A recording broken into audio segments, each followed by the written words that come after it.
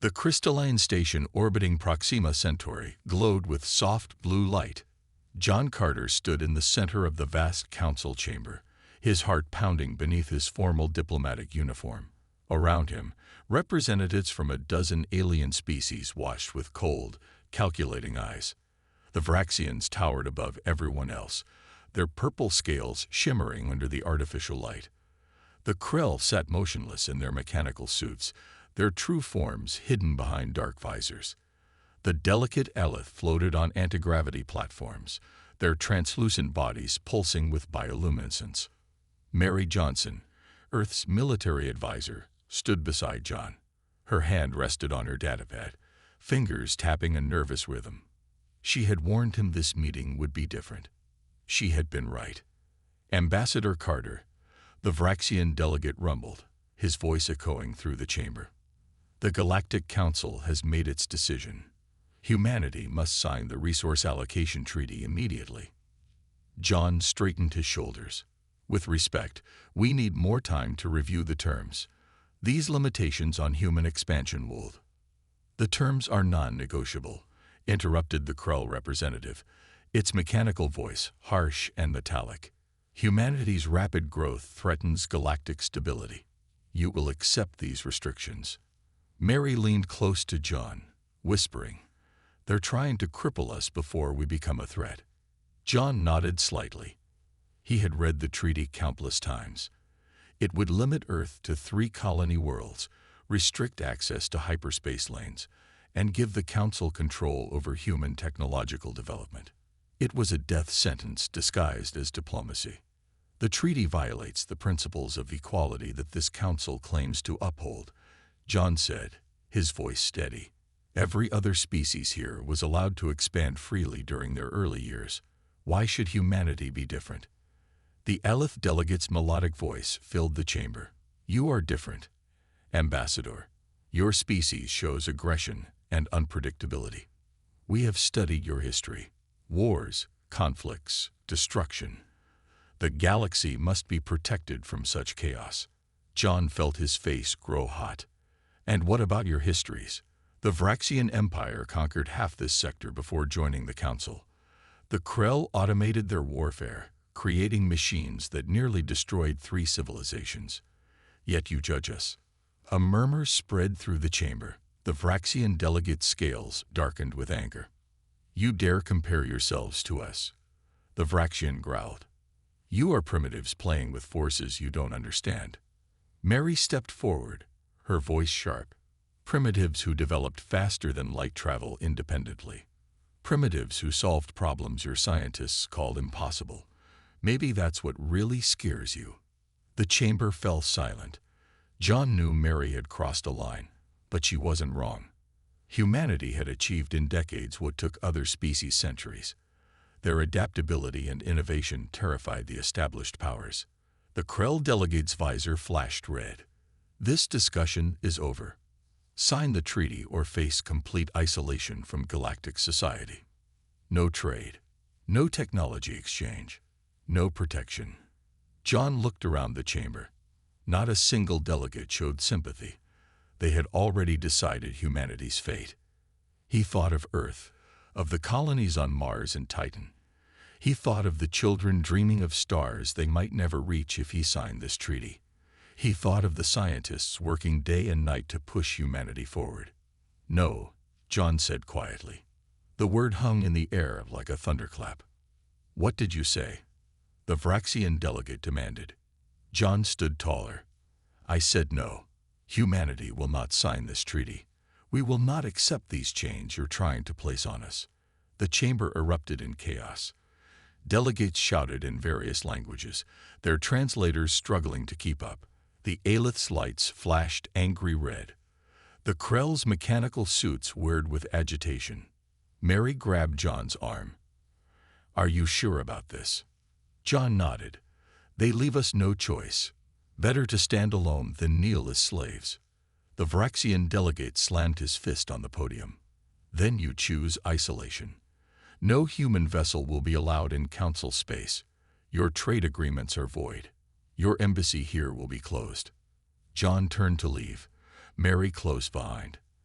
As they reached the chamber doors, he paused and looked back at the assembled aliens. "Remember this day," he said. "Remember that you forced our hand. And when the time comes, and it will come, remember that we offered friendship first." The doors closed behind them with a final, echoing thud. The news spread across the galaxy like wildfire. Humanity had walked away from the Galactic Council. No species had ever done such a thing before. On the Vraxian homeworld, celebrations erupted in the streets. Their leader broadcast a message declaring victory over the upstart humans. The Krell Confederation immediately seized control of trade routes near human space. The Aleph closed their borders to all human traffic. Back on Earth, Alex Martinez sat in the command center of the Space Defense Force. Screens around him showed alien ships blocking human vessels at every hyperspace junction. His jaw tightened as another trade ship reported being turned away. "They're not wasting any time," he muttered to his aide. Sarah King burst through the doors, her engineer's uniform wrinkled from days without sleep. "Sir, we've lost access to quantum stabilizers. The Vraxians just cut off our supply." Alex nodded grimly. "Expected. What else?" "Navigation crystals, bioneural gel packs, antimatter containment units," Sarah listed. "Basically everything we need to keep our ships running." Alex stood and walked to the large window overlooking Earth. The blue planet rotated peacefully below, unaware of the crisis unfolding in space. "Then we make our own," he said firmly. Sarah blinked. "Sir, that technology took other species centuries to develop. And we'll do it in years," Alex replied. "Get me every scientist, engineer, and inventor we have. If they won't sell to us, we'll build it ourselves." In the alien sectors, the mood was jubilant. The Vraxian Empire hosted a grand celebration, inviting all council members except humans. Ambassador Krax raised his glass of fermented starfruit. "To the end of human arrogance," he declared. "Within a year, they'll come crawling back, begging for mercy." The other delegates cheered. They believed humanity would collapse without alien technology. After all, humans were newcomers to space, barely a century into their interstellar age. On Mars Colony, Lisa Brown stared at equations covering her office walls. The quantum drive project had seemed impossible without alien components. Now it was their only hope. "We're thinking about this wrong," she said to her team. "We've been trying to copy their technology. What if we create something entirely new?" Her assistant looked skeptical. "But their drives use principles we barely understand." Lisa smiled. "Exactly. We don't understand their way. So let's find our way." Meanwhile, human colonies across the solar system faced immediate challenges. Food shipments stopped, medical supplies dwindled, communication networks failed as alien-made components broke down. But something unexpected happened. Instead of panic, humans adapted. On Titan, colonists converted mining equipment into hydroponic farms. Europa's scientists developed new medicines from local organisms. The asteroid belt miners created a communication network using old radio technology. Jake Thompson, a former military pilot, volunteered for the most dangerous job. He would test the experimental ships being built with purely human technology. "You could die," Sarah warned him as she showed him the prototype. Jake shrugged. "Someone has to be first. Besides, I trust human engineering more than alien black boxes we never understood anyway." The Galactic Council monitored Earth's struggles with smug satisfaction. They expected riots, government collapse, maybe even war between human factions fighting over remaining resources. Instead, they watched in confusion as humanity united like never before. Scientists shared research freely. Corporations abandoned competition to work together. Governments pooled resources for the common good. 6 months into the isolation, the first surprise came. A human ship, ugly and crude by galactic standards, successfully completed a hyperspace jump using a completely new type of drive. The Krell dismissed it as a fluke. The Vraxians laughed at its inefficient design. The Elith barely paid attention. But Alex Martinez saw something different. He saw the beginning of human independence. They thought cutting us off would destroy us, he told his staff. They don't understand that pressure creates diamonds. Sarah King reported breakthrough after breakthrough.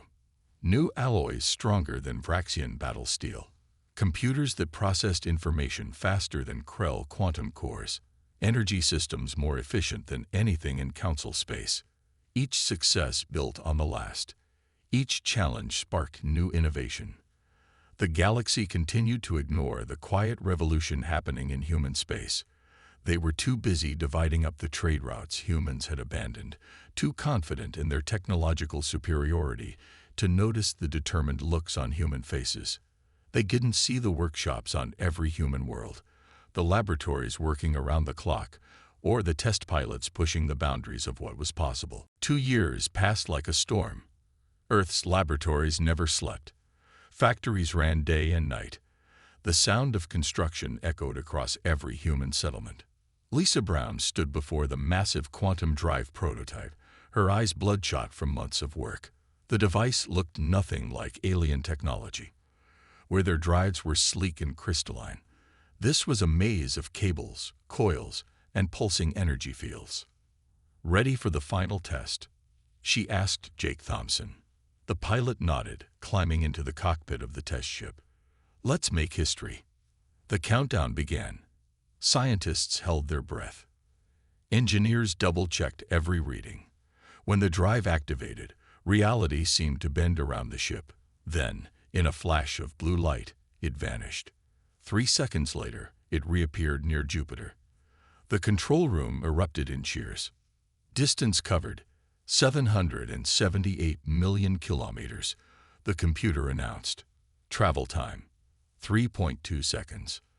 Lisa collapsed into her chair, tears streaming down her face. They had done it. Not just matched alien technology, but surpassed it. Word spread quickly through human space. The quantum leap drive was just the beginning. Sarah King's team had developed new materials that made their ships virtually indestructible. Another group created artificial gravity without exotic matter. Energy weapons that required no rare crystals. Shields powered by miniature stars. Humanity began to expand again. Ships equipped with the new drives explored regions the Council had declared off-limits. They found dead worlds, abandoned ruins, and something else entirely unexpected. Emma Davis commanded the exploration vessel Pioneer. Her mission took her to the Void Sector, a region other species avoided due to strange energy readings. As her ship approached the coordinates, her sensors detected artificial structures. "This can't be right," her science officer said. "These readings suggest technology millions of years old." Emma guided the ship closer. Before them floated a massive structure, a ring-shaped station larger than Earth's moon. Its surface was covered in symbols no human had ever seen. "Take us in," Emma ordered. Inside, they found chambers filled with floating data crystals. Holographic displays activated at their approach, showing star maps, technical schematics, and what appeared to be historical records. Kevin Wright, the ship's archaeologist, worked day and night to decode the information. What he discovered changed everything. "This belonged to the architects," he reported to Emma. "A species that vanished long before current civilizations arose. They left behind knowledge far beyond anything the Council possesses. The data revealed technologies that seemed like magic, matter replication, instant communication across any distance, medical techniques that could cure any disease, energy sources that would never run out." Emma made a decision. "We take everything back to Earth. This changes the game completely." Back in Council space, the first signs of concern appeared. Vraxian scouts reported human ships in areas they shouldn't be able to reach. Krell trading posts found themselves unnecessary as humans no longer sought their goods. The Elith detected energy signatures they couldn't identify. Ambassador Krax called an emergency session. "Something is happening in human space. Our intelligence suggests they've made significant advances." The other delegates scoffed. "Impossible," said the Krell representative. They lacked the fundamental understanding. It would take them centuries to reach our level. But the reports kept coming. Human colonies appeared on worlds deemed uninhabitable. Their ships moved faster than anything in known space. Their technology showed capabilities that defied conventional physics. When the Pioneer returned to Earth with the Architect database, humanity's transformation accelerated beyond anyone's imagination. Lisa Brown incorporated Architect principles into her quantum drives, creating engines that could cross the galaxy in hours instead of weeks. Jake Thompson led the first fleet of upgraded ships. They established outposts in regions the Council hadn't even mapped. They terraformed dead worlds in days instead of decades. They built cities that floated in gas giants and stations that could survive inside stars. The human population exploded across the galaxy, not through conquest, but through ingenuity. They settled where others couldn't, thrived where others failed, and solved problems others had given up on. Alex Martinez watched the transformation from his command center. "They thought isolation would break us," he said to Sarah King. "Instead, it set us free." Sarah nodded, studying reports of their latest achievements. "We're not just catching up anymore. We're leading the way." The galaxy had no idea what was coming next. The ancient repository held secrets beyond anyone's wildest dreams. Emma Davis and her crew spent weeks exploring its vast chambers, each discovery more incredible than the last. Kevin Wright's hands shook as he decoded another data crystal. "This is impossible," he whispered. The architects didn't just leave technology. They left warnings. Emma leaned over his shoulder. "What kind of warnings?" "About cycles of destruction. About something that comes every million years to reset galactic civilization." Kevin pointed to the holographic display, showing a dark mass consuming entire star systems. "They built all this to help whoever came after them survive." Deep in the repository's core, they found the architect's greatest achievement, a complete database of genetic information from thousands of species, including ones that no longer existed. Medical knowledge that could cure any disease. Agricultural techniques that could feed billions. Energy systems that could power entire civilizations without harm to any world. But they also found weapons. Terrible weapons designed to fight the darkness the architects feared. Emma made copies of everything. "We need to get this back to Earth immediately." As the Pioneer raced home, the Galactic Council remained oblivious to what humanity had found. They continued their meetings, their trade deals, their political games, never suspecting that the primitive humans they had dismissed now possessed knowledge that dwarfed their own. On Earth, teams of scientists worked around the clock to understand the architect technology. Lisa Brown integrated their power systems into human ships, creating vessels that could travel between galaxies. Sarah King developed construction methods that could build entire cities in hours. Jake Thompson led expeditions to dead worlds listed in the Architect database. Each one held more pieces of the puzzle. Ancient factories that still functioned. Seed vaults containing extinct plants. Libraries filled with the history of civilizations long forgotten. The human expansion continued at an astounding pace. They built stellar harvesters around dying stars, turning their energy into fuel for terraforming. They created weather control systems that made any planet habitable. They developed medical treatments that extended human lifespan by centuries. Most importantly, they found references to something called the Void Entity, the darkness the architects had fought against. Kevin Wright pieced together its pattern of destruction. If the architects were right, it would return within the next decade. "We need to prepare," Emma told the Earth Council. "This threatens everyone, not just us." But how could they warn the galaxy when the Council had cut off all communication? Meanwhile, strange things began happening in Council space. Vraxian ships reported sensor ghosts, massive objects that appeared and disappeared without explanation. Krell automated defenses activated without cause. The Elith detected gravitational anomalies that shouldn't exist. Ambassador Krax grew increasingly nervous. "These phenomena match ancient legends," he told his fellow delegates, "stories of the great devourer that consumed the old empires." The council dismissed his concerns. They were too focused on maintaining their power structure to notice the signs of approaching doom. Human scouts, using architect cloaking technology, monitored these events. They watched as the first tendrils of darkness appeared at the galaxy's edge. They tracked its movement, comparing it to the architect's records. Alex Martinez called an emergency meeting. It's beginning exactly as the architects predicted. We have maybe 5 years before it reaches inhabited space. Do we help them? Sarah asked. After what they did to us? Emma stepped forward. The architects left this knowledge for a reason. They wanted someone to break the cycle, to save everyone, not just themselves. The decision wasn't easy.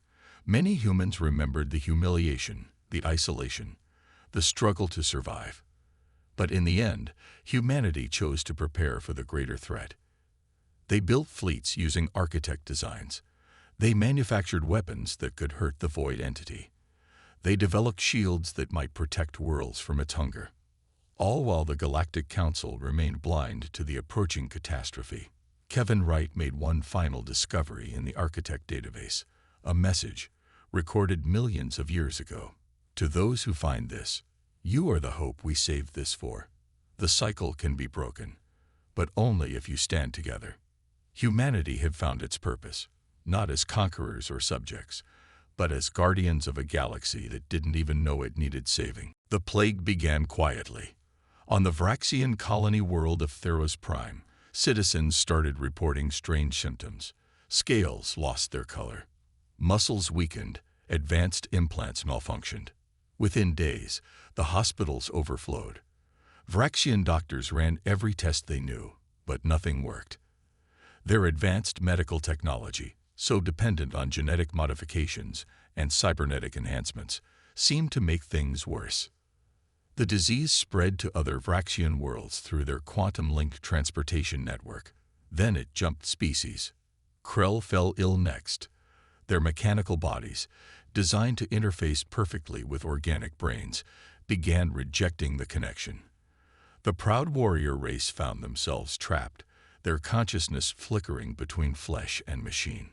The Elith suffered worst of all. Their bioluminescent bodies dimmed and went dark. Their ability to float failed. They fell from their anti-gravity platforms, their delicate forms crashing to the ground.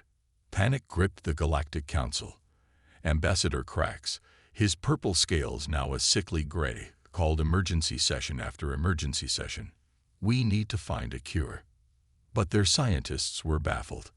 The plague seemed designed to attack the very technologies that made each species advanced. The more modifications a being had, the sicker they became. In human space, Alina Rodriguez monitored the crisis through their cloaked observation posts. The human diplomat felt a mix of emotions watching former enemies suffer. They're dying by the millions, she reported to Alex Martinez. Their whole civilization is collapsing. Alex studied the data. It's attacking their genetic enhancements and cybernetic systems. That's why it's not affecting us. We kept our biology mostly natural. Susan Miller, Earth's leading medical researcher, analyzed samples obtained by covert teams. This isn't natural, she concluded. This is the void entity's first wave. It's softening them up before the main attack. The realization hit everyone hard. The architect's warnings were coming true. As the plague ravaged council space, desperate messages began reaching human borders. First came the smugglers and traders, begging for medicine. Then military ships, their crews sick and dying, asking for sanctuary. Alina received an encrypted transmission from a Vraxian frigate. The captain's image flickered on screen, his once proud features now gaunt and pale.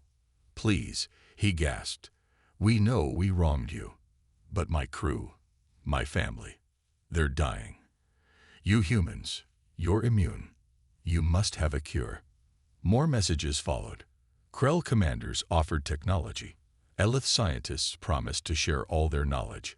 Even Ambassador Krax, the same being who had celebrated humanity's isolation, sent a personal plea. "We were fools," his message said. "We saw your potential and feared it. Now our pride may cost us everything. I beg you, in the name of all our children, help us." The human leadership gathered to decide their response. Some argued for letting their former oppressors suffer. Others pointed out the strategic advantage of keeping the council weak. But Susan Miller presented her findings. The plague is just the beginning. The void entity is using their own technology against them. If we don't help, there won't be anyone left to fight the real threat. Kevin Wright added historical context from the architect records. This is exactly how previous civilizations fell.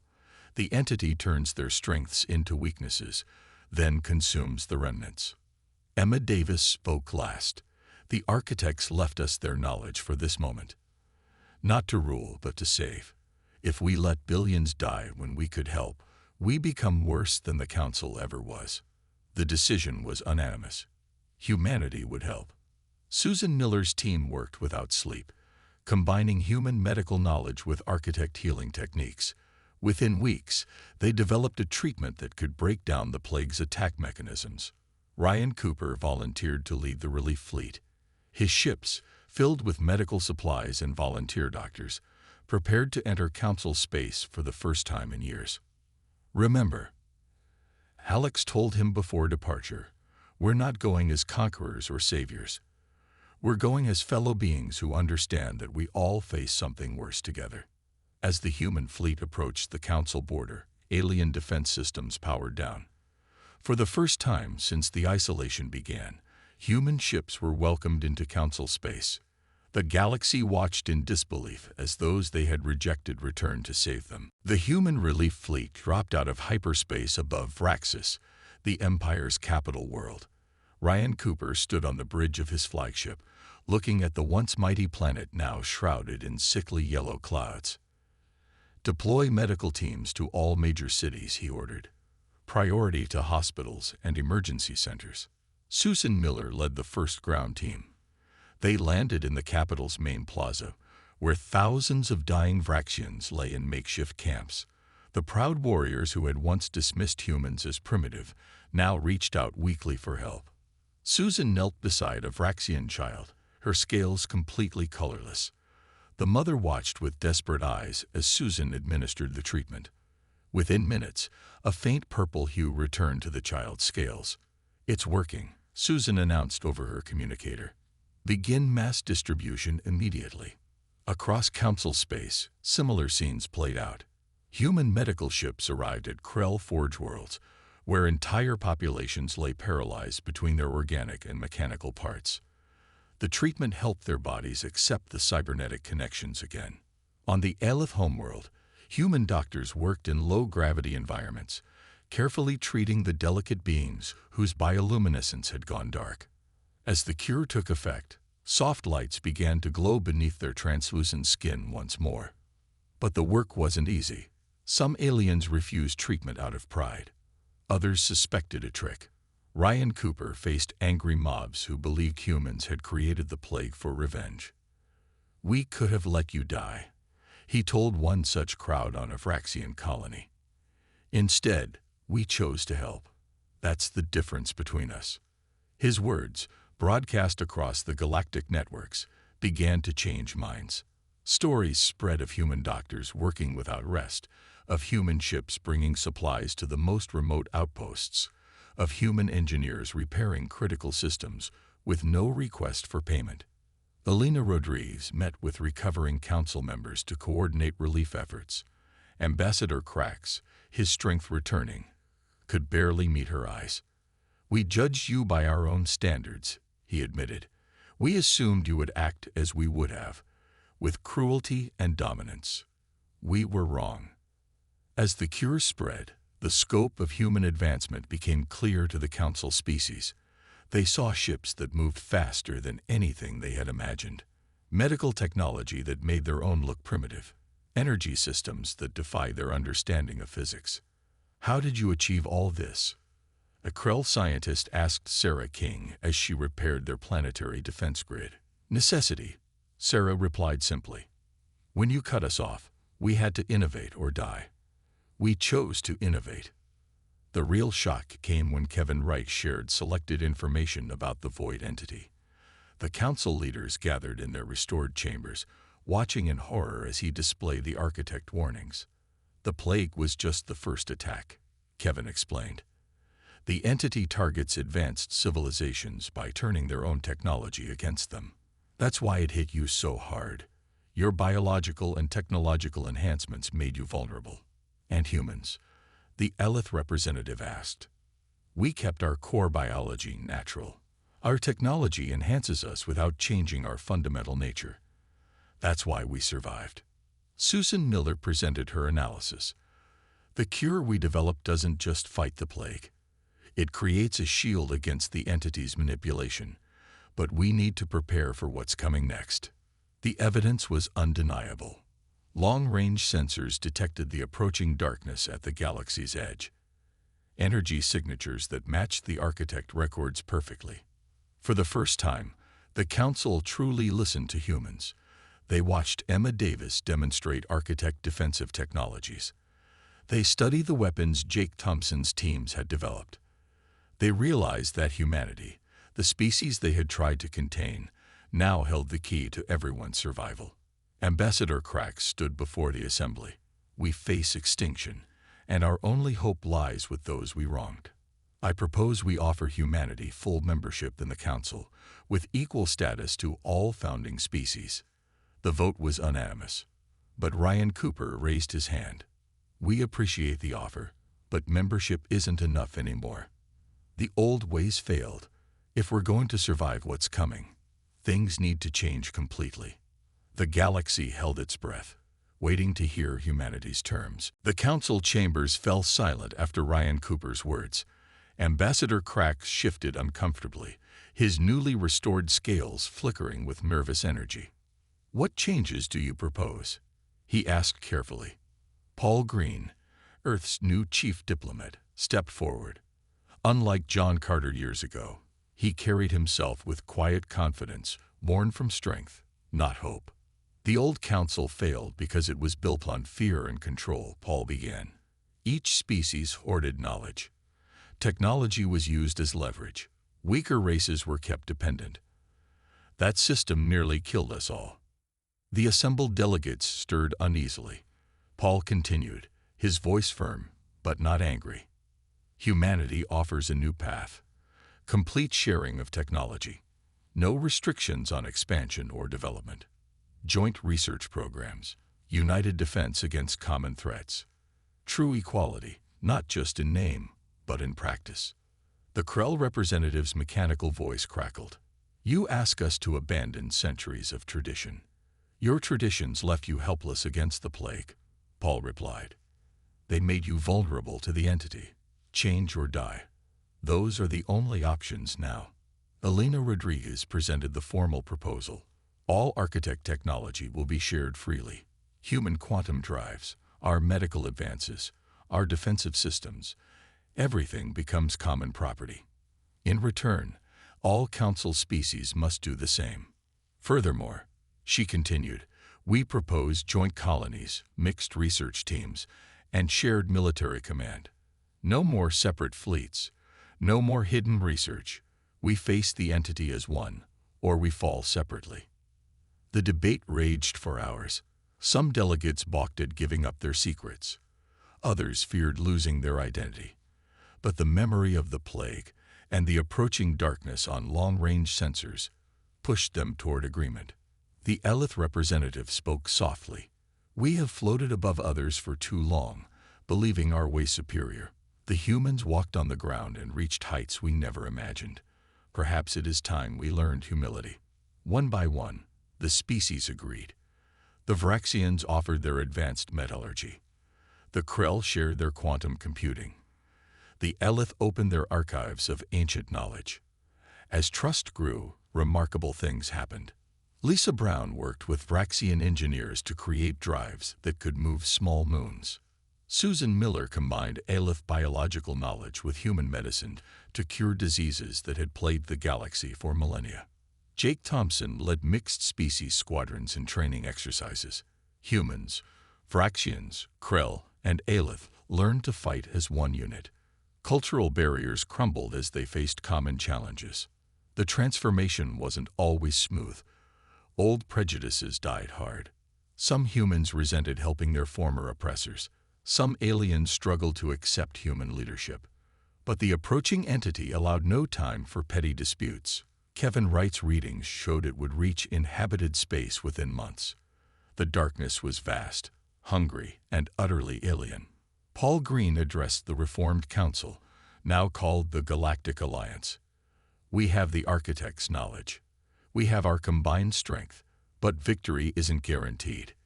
The entity has destroyed countless civilizations before us. What makes us different? Ambassador Krax asked. Paul smiled. We're not fighting just for ourselves. The old civilizations fell because each species tried to survive alone. We choose to stand together. The preparation intensified. Worlds that had never cooperated now shared everything. Fleets merged into a single command structure. Scientists from all species worked side by side in laboratories that spanned star systems. Emma Davis led expeditions to activate dormant architect defenses. Ancient weapons came online, powered by human fusion reactors and controlled by Krell quantum computers.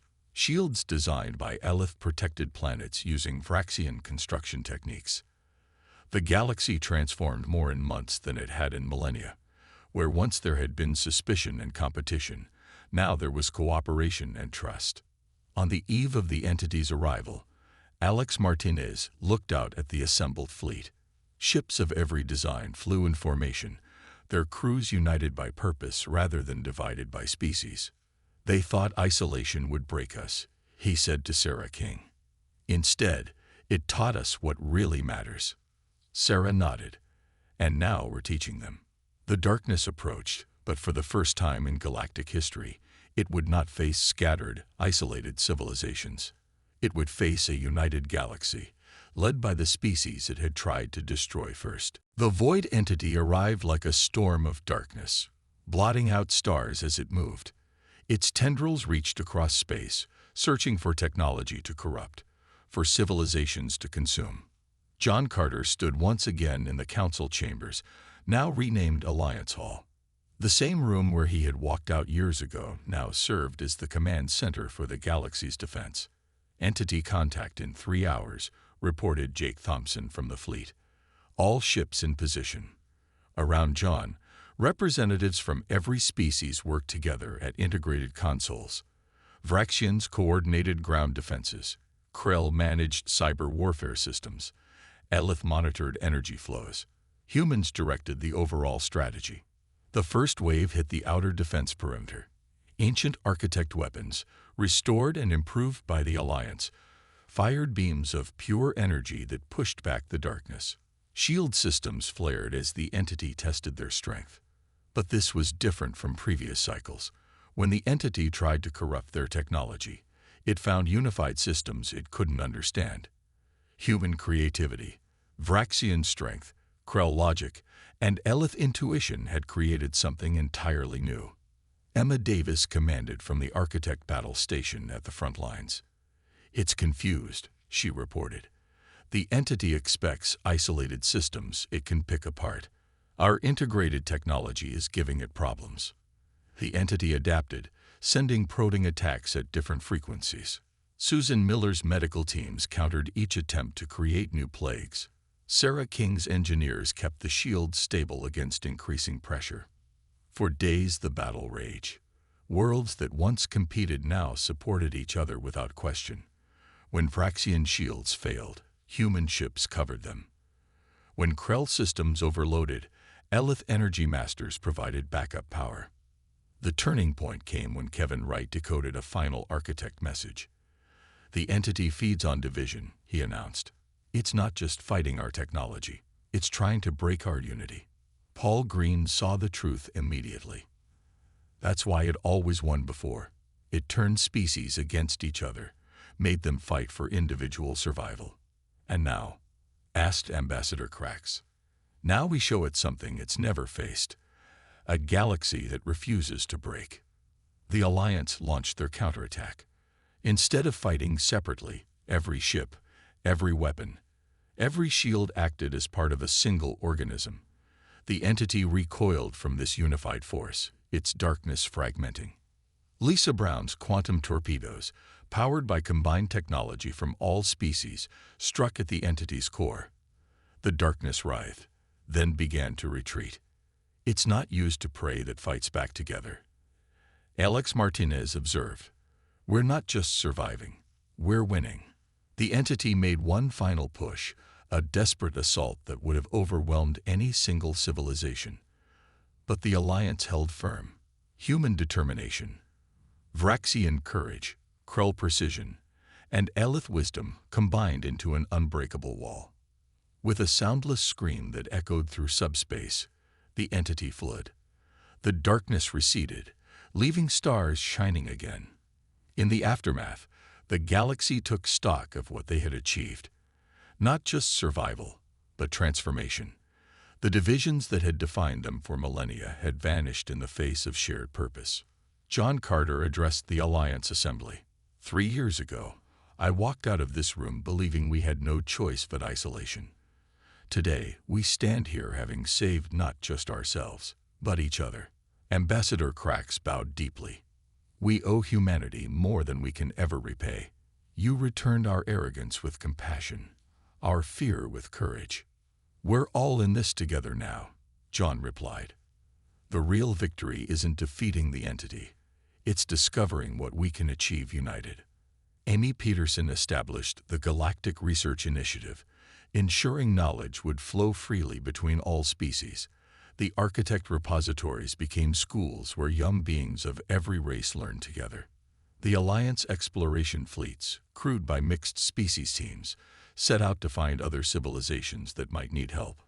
They carried not weapons of conquest, but offers of friendship and protection. In the council chambers where it all began, a new motto was inscribed: "Separately we survive, together we thrive." Humanity had left the talks as outcasts. They returned as leaders, not through force or dominance, but through the simple truth that strength lies not in standing above others, but in lifting them up. The galaxy would never be the same.